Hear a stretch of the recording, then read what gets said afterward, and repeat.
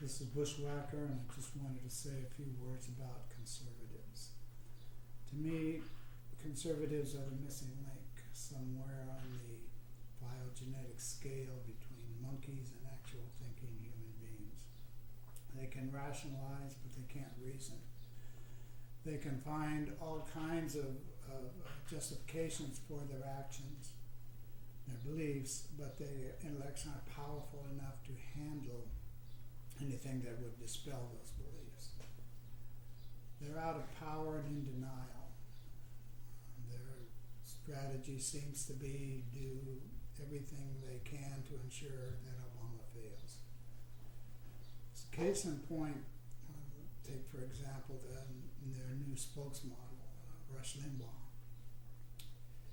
He says he hopes Obama fails. He does so without any consideration for the consequences of his rhetoric. He either does not know or does not care that if President Obama's economic policies fails, we go into a depression.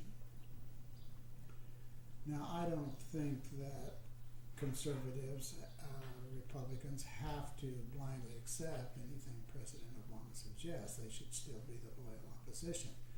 They should offer alternatives, and there should be a constructive debate. But to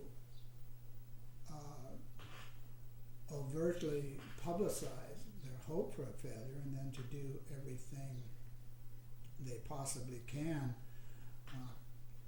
to ensure that that happens goes against all of our traditions.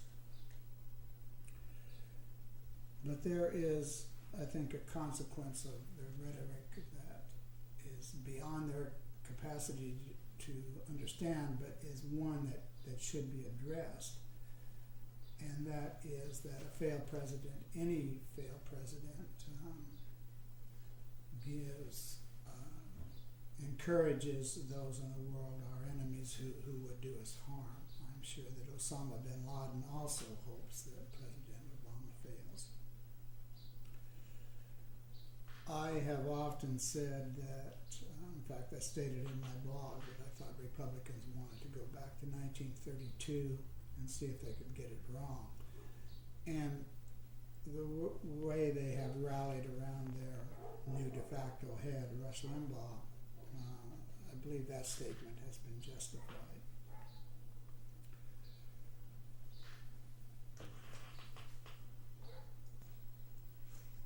It saddens me that this once great party, the party of Lincoln, Theodore Roosevelt, Eisenhower, and Reagan, the party of men in my lifetime, unimpeachable integrity like Gerald Ford and Robert Dole, is now being led by a total and complete slob.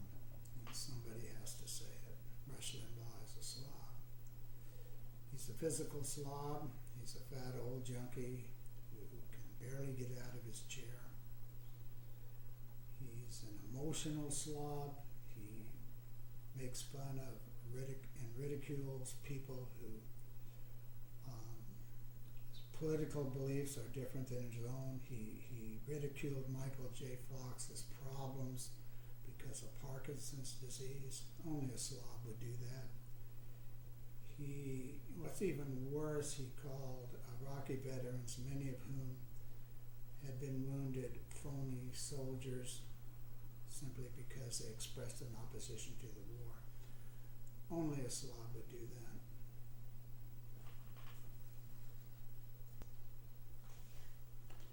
And he's an intellectual slob. You've heard of bipolar disorder. Rush Limbaugh has monopolar disorder.